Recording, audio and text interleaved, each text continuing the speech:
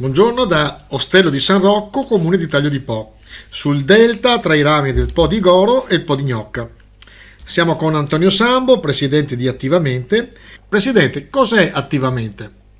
Credo sia anche doveroso che ci presentiamo come cooperativa e come presidente.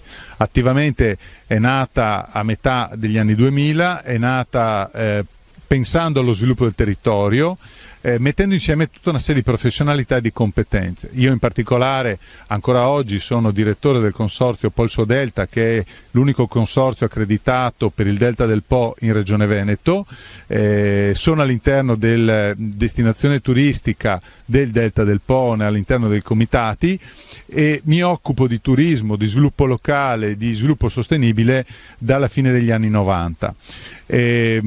Anche se la cooperativa si occupa in particolare di disabilità e di lavoro, di inserimento lavorativo, è stata proprio l'intuizione di mettere a sistema competenze diverse che mettano al centro anche il turismo, i valori e le perle del territorio, per dare a tutti una possibilità anche di lavoro, di sviluppo, anche di rinascita delle nostre comunità. Quindi, sebbene siamo una cooperativa sociale, abbiamo un portafoglio di competenze piuttosto importante e riconosciuto proprio da incarichi e attività. Con lo stesso parco del Delta del Po siamo gestori delle strutture a Rosolina, dei rifugi di Rosolina, facciamo e ci occupiamo della gestione dello yacht, quindi tutta una serie di elementi che ci permettono di mettere e di tenere in circuito anche una struttura che altrimenti ai margini sud della Regione Veneto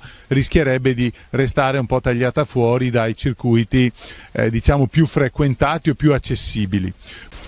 E ricordo inoltre che Attivamente alla sede legale in Taglio di Po ha scelto di farlo proprio per rispondere a quello che è stata l'analisi del territorio e anche la numerosità dei soci che sono residenti, soci lavoratori e soci beneficiari proprio all'interno di questo comune. Siamo all'inizio della stagione 2021. Il 2020 com'è stato, Presidente? Effettivamente il 2020 per noi è stato un anno catastrofico, perché la struttura è storicamente posizionata anche sul turismo scolastico e dei grandi gruppi. Noi fino a gennaio avevamo prenotazioni per praticamente un overbooking da marzo a giugno, e che si è purtroppo tramutato, come tutte le strutture turistiche non solo italiane, in un zero assoluto. Per cui, tanto per capirci, nel 2019 abbiamo avuto 2600 pernottamenti, un po' di più di 2600 pernottamenti, quest'anno ne abbiamo avuto poco più di 350.